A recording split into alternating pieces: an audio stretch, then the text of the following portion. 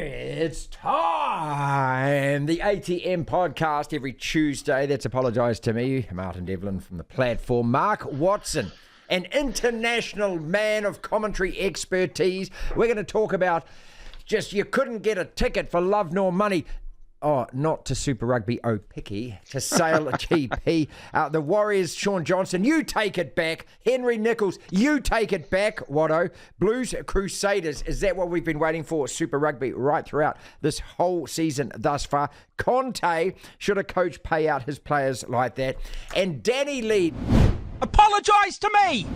Let's start with the absolute dead set cert for the Hellberg overall award. Danny Lee, the New Zealand golfer, wins on the LIV Tour, and the New Zealand sports media fall over themselves because they're so desperate to try and find another man alongside Ryan Fox, who's doing wonders on the world of golf at the moment. Congratulations, the Danster. Yeah, look, well done. I mean, $4 million. I mean, it's an interesting one, isn't it? This whole LIV Golf Tour. I think competition's a good thing. The fact that it's been driven by Saudi Arabia has probably been where there's been a high level of consternation, a country with a terrible human rights record.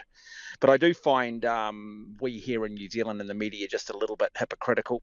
I read an article this morning, I think, on stuff from Kevin Norgay, and I've got a lot of time for Kevin, good guy. I don't agree with his opinion on this one, saying, look, he can't get excited. He goes back to the Khashoggi killing and the Turkish embassy and the human rights of Saudi Arabia. Yet, what was it, a couple of months ago, I think we had Lydia Ko winning in Saudi Arabia, and nobody mentioned that at all. In fact, we celebrated Lydia Ko because, hey, we're not going to, in this country, we're not going to cut down a female sports person, are we?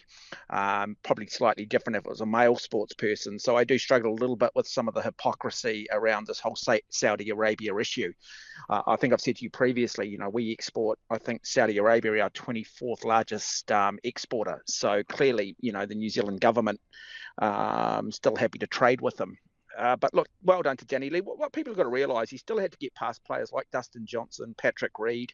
I think Paul Casey was playing, the Australian Cameron Smith, Brooks Koepka. I mean, they've got some of the best players in the world. Yes, it might be a slightly different format. It might be over 54 holes, but these are still some of the very best golfers in the world. It's new. It doesn't have a legacy. Do we take it as seriously as perhaps a PGA title? Probably not.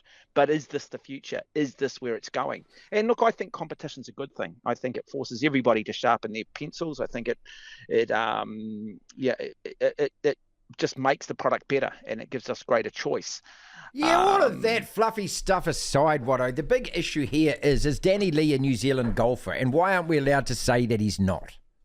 Well, but isn't that the New Zealand way, though, mate? We jump onto anything that's slightly connected to New Zealand, whether he lives here, whether they play here, whether by definition, we classify them as genuine New Zealanders. I'm not sure. I mean, that's entirely up to him if he sees himself being in New Zealand, living in the States. I've got friends who live in America who, you know, went through high school, intermediate school here, but are well and truly entrenched in American way of life. Good friend of ours, Michael Aish, who ran it to Olympic Games. Yeah, no, I'll ask you this then. Why is Danny Lee not a New Zealander?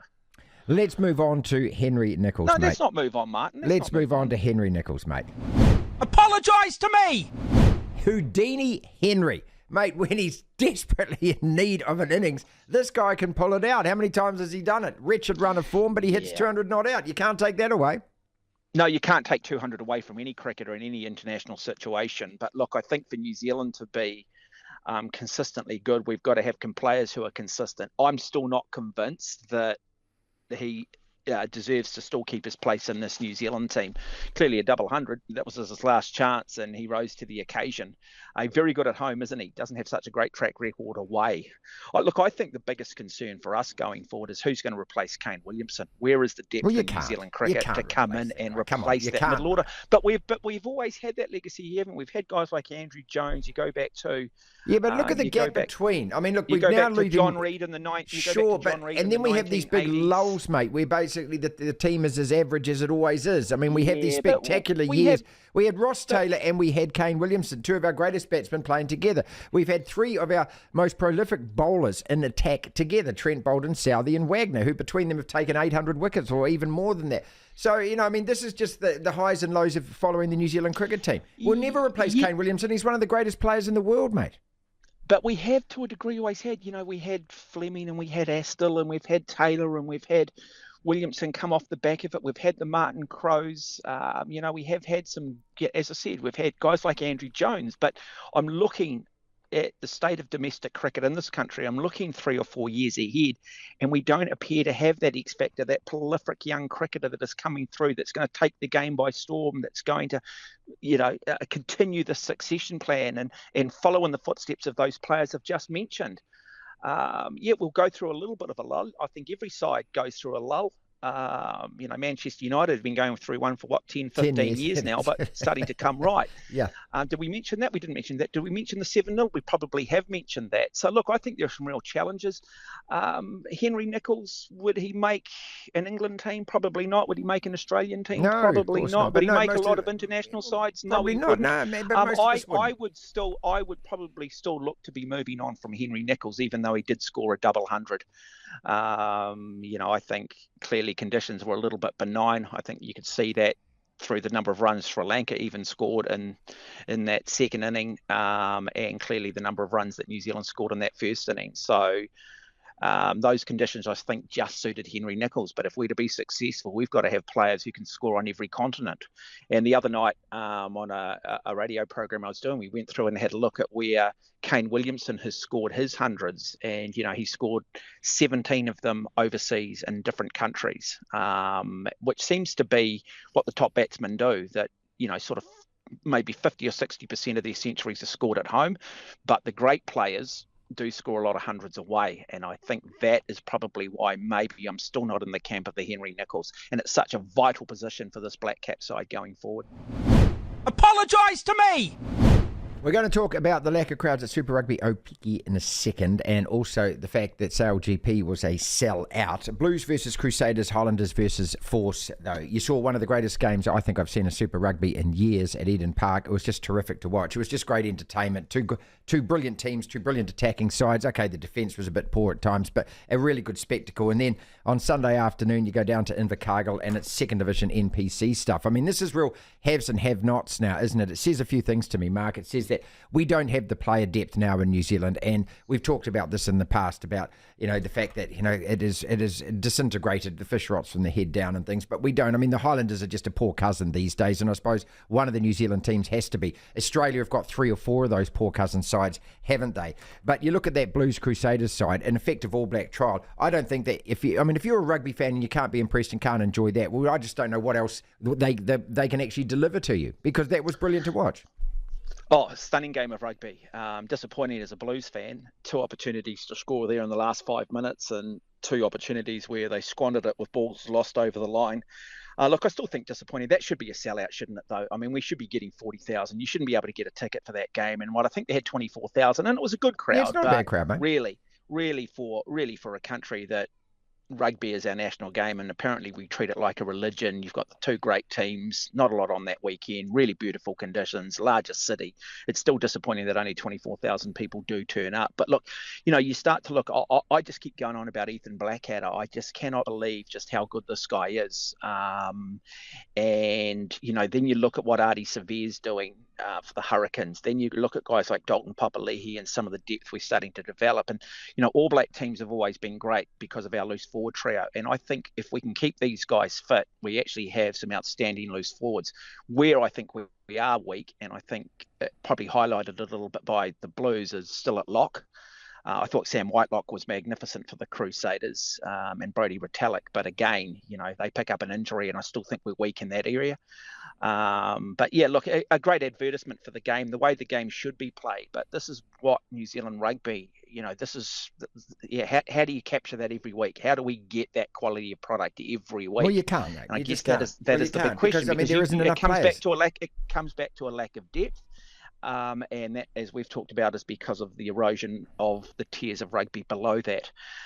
Look, I must admit, I ended up I was doing some futsal commentary over the weekend, and I decided to go to the gym afterwards, and I went into my gym and the TV was on, and I looked at it and I thought, is this a replay of Taranaki Southland in the NPC? Yeah. And no, I did. No, genuinely, I thought the same when I flicked over. I thought, they've stuffed us up. They put the wrong game on. Yeah, yeah. I thought, they must be replaying an NPC game from last year to film some content. And then I actually realised, in fact, it was the Highlanders in action against, I think it was the Western Force. Yeah.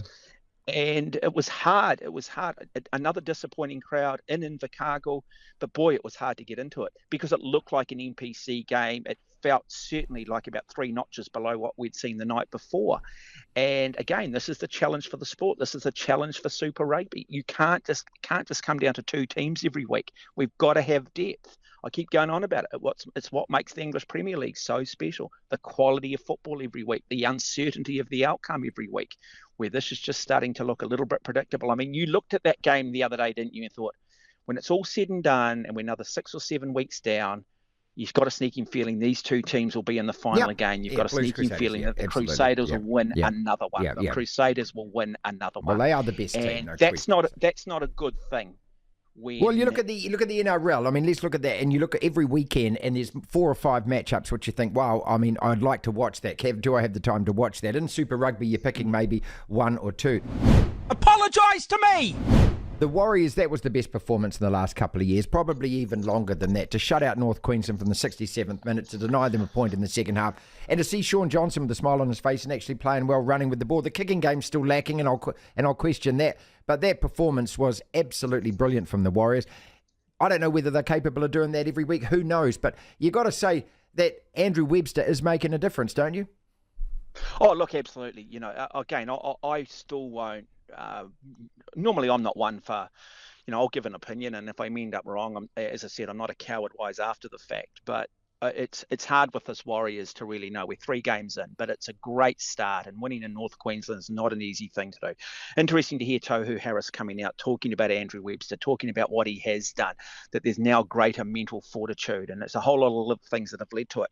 I still wonder how you can get to this level of rugby league, and you manage to get to this level, yet potentially you might be weak mentally. Because when I hear Tohu Harris's comments, what he's basically saying is other Warriors sides have been mentally weak, and I still just think when it comes to talent ID, what are you doing to identify mental toughness? Because and I know at elite level sport, what separates good from great and the great athletes is the top 2 inches. Often in sport, it's the top 2 inches, and yet for so long we seem to be bringing players through that clearly have physical brawn, clearly on their day can tackle and do something flary, but we don't seem to do a lot in terms of identifying the mental side of it, which is what Andrew Webster is now starting to do.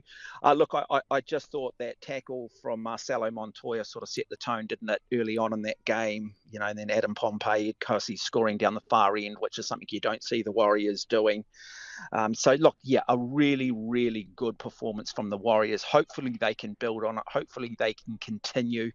And look, success breeds success, doesn't it? It's about belief. Winning's a habit. We hear that all the time. But I'm still reluctant to overhype this team, to get too excited at the moment, because they've done this to me in the past. And I'm scarred, Martin. You've been scarred. hurt, I'm an emotional wreck, Martin, and I walk around eggshells when it comes to the Warriors. Sean Johnson, look, I'll say this. Sean Johnson is Sean Johnson. I say it every week, and I'll say it again. You can't put back in what God left out. He's not going to be the great player this year. He's not going to fulfill his potential. If he was going to fulfill his potential, he would have done it years ago. He's a bit part player. He plays well when things are going well, but he's not a franchise player for me. He's still not a guy I'd want in the trenches. Let's finish on Super Rugby Picky, and also the fact that the football ferns are no longer going to wear white shorts. I really did feel for the women, all of the players, the coaches, everyone involved in that competition. When I flicked over the TV on the weekend, a beautiful day at North Harbour on a Sunday afternoon, and I was juggling between, obviously the Highlanders were starting, I was juggling between the Sale GP, which I was watching from Littleton, which was absolutely brilliant viewing, and then you turn over.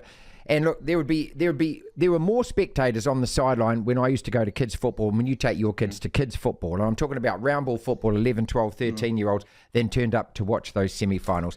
So this explosion in popularity, this growth in viewing numbers, this eruption of love for women's rugby in New Zealand that we have been talking about since the World Cup last year, which is a lie, it's a farce, it's fraudulent from the New Zealand sports media. I noticed that there's not been a single word published, said about this. We have approached Alice Soper with many, many messages on social media to get her on to ask her about it. I'm not firing arrows at anyone here, Mark. I actually genuinely feel for those players because they deserve better. They deserve a better crowd. The marketing is rubbish. Maybe the timing of the competition is rubbish. The reality of it is that it's a minority sport in New Zealand. We've been saying this for weeks, and it is that. And to hype it up, to pump it up, to puff it up like that, well, all it does is it just makes you look silly when this happens, when there is no crowd. And I know that there are no viewing figures on Sky. We both know that as well.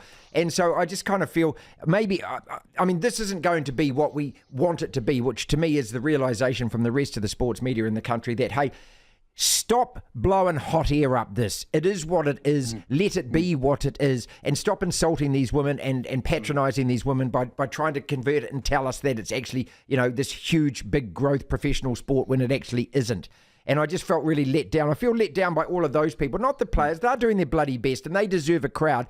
But if the crowd doesn't come, that's because when you open the door of the shop, nobody wants to buy those jeans. They might be the best jeans in Auckland, but nobody's buying them. You've got to then ask, who do I want to buy them? Where are they buying their jeans? How do I get you to come in and buy these jeans? None of these questions are being asked by the boffins at New Zealand Rugby, Mark. And that's, again, who I point the finger at and go, you people are highly paid marketeers. You're supposed to have business acumen. You're supposed to have experience in this game. Nothing you are doing is working. So why the hell aren't you people being questioned about it?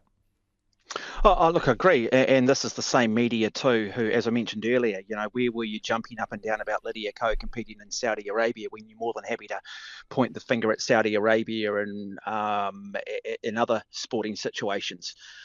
You're right. I mean, this is one of the biggest minority sports in the country is women's rugby, as is probably women's cricket.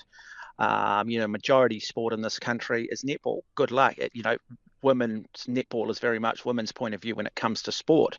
And because the men are good at something and because there's popularity amongst the men and this desperation for equality, it doesn't automatically transfer over. You can talk it up, you can hype it up. Look, there's a reason why so-called minority sports in this country are popular once every 4 years because they have the Olympic rings above them. Take the Olympic rings away, there's not quite the interest. There's a reason why that Women's Rugby World Cup was popular last year. Well, firstly, it had the best marketing in the world because of the way our media, this woke media is set up. It got mass coverage across TV1, TV3, all the news channels. So it got promoted, but it was a World Cup. And so therefore, it got some nationalism around it. And then, of course, there was the great semi-final and the final, but it was never, ever going to be able to, transfer that into the domestic game. Our top players are all playing sevens. They're not even available. The reality is the product's just not that good. The skill set's not that good. And people hate to hear it. It's not. It can get there. It will probably get there, but let it evolve organically, as we say every week, Martin. I still want to know where the likes of the Alice Sopers are. Were they at the game on the weekend? Where are the 2.5 million women in this country? Where are all the feminists? If I went to an Alice Soper and told her to name that women's 15 that took the field last year, in that Women's Rugby World Cup final, could they? I can still go back and name the 1987 starting All Blacks in that World Cup, with Gallagher at fullback and Green and Kerwin, Stanley, Warwick Taylor, Grant Fox. We all can, go right back. You can name it. But most people can't. Most people walk down the street, don't know who they are. And this is the problem, isn't it? When you have the media telling us that we should be talking about top women's rugby players, like we talk about Richie McCaw, like we talk about Michael Jones, or our top women's footballers, and we should be talking about them in the same way we talk about Chris Wood. It's delusional. It's dumb. It's irresponsible journalism, and you're not actually doing so-called equality in women's rights. No, you're not doing anyone a favour. You're not doing it at all. I mean, what you're doing is you're painting a false picture, and this is, people will go to what they want to go. They turned up at Sale GP in Christchurch and they sold the event out in less than 24 hours, right? And I looked at that crowd there. There were the same kind of faces that I saw at the Women's World Cup final. People will go to what they want to go to. If you go around, just go to a shopping mall and ask all of the women that are in that shopping mall, young women, old women, teenage girls, how much sport they watch, what sport they watch. No, and I bet you'd get zero. I bet you get none. They turn up at an event because it is an event. Look, there were 20,000 people. 20,000 turned up to Homegrown on the Wellington waterfront to a music festival on the Saturday. There wasn't 20,000 at the Cape Town on Friday night to watch the Hurricanes play New South Wales. People will go and spend their entertainment dollars where they feel they're getting value for money. And at the moment, rugby as a product just doesn't offer it. And as far as women's rugby goes, I mean, I'm sorry, but unless you actually really get creative with your marketing, your thinking, and start working out who your audience is, who do you want to actually get through those gates, none of these questions are clearly being asked, because the marketing and the delivering of the promotion of this product is a farce and a failure. And if you take away the media hype, Mark, it doesn't exist. That's the reality of it, which is what the big worry to me is at the moment about it. That's why I think these women deserve better than they're getting from both our national media and the association. Well, more people will turn up and watch the women's hockey team play in international than they will turn up and watch this women's rugby. You don't hear the hockey players jumping up and down and saying, we need to be paid, we can't balance training and a full-time job. Absolute rubbish. They've been told they can't by, again, this political body. They've been told they can't by one or two people who have an agenda, and they all believe it. These same people said, look, if you jump off the harbour bridge, you'll be a better player. They'd probably go and jump off the harbour bridge. And that's what annoys me, because I do come from a different sporting background. I see how hard athletes work in other sports like swimming, like track and field. These female athletes, like sports like triathlon, endurance races, they actually work so much harder than a lot of these women cricketers, women rugby players. You never hear them crying, you never hear them moaning, you never hear them jumping up and down. They get barely any media coverage, yet their achievements on the world stage are far greater, far more significant, far greater challenging than what women's rugby have got in front of them. And this is this is what just frustrates the hell out of me with it. You cannot pay people based on the model that we're seeing in rugby. You know, as I've said, Martin, you've said, we've both worked for News Talk ZB, we've both worked on radio stations. Should we get paid the same as Mike Hosking? No, we shouldn't, because we don't generate the same revenue. We don't have the same size of audience. But under the sort of socialist understanding that a lot of our female journalists and a lot of feminists have, you know, based on their rationale, we should, because that's their understanding of economics. And it's just fundamentally wrong. And as long as they continue to push this agenda and put pressure on these organisations to pay women, what it actually does, it just takes money away from grassroots. So club rugby misses out, infrastructure at grounds misses out, because they feel they have to pay these women players. And the reality is there's no market for it, and the reality is they just don't actually deserve it. So yeah, they might end up benefiting it. And, you know, and I know, you go behind the scenes, mate. The administrators of these sports don't believe a damn word about what they actually put out in the media, mate. They'd wash their hands of professional women's rugby if they could, and they'd wash their hands of professional women's cricket if they could, because they know the reality is it's been subsidised by the men's game. And why can't someone just say that? You know, our women athletics, our women swimmers, they know there's no commercial revenue out there, so they don't complain, so they don't demand that they should be paid full time, because they're realistic, because they're intelligent, and they understand market forces. Devlin. Oh my goodness me! The platform.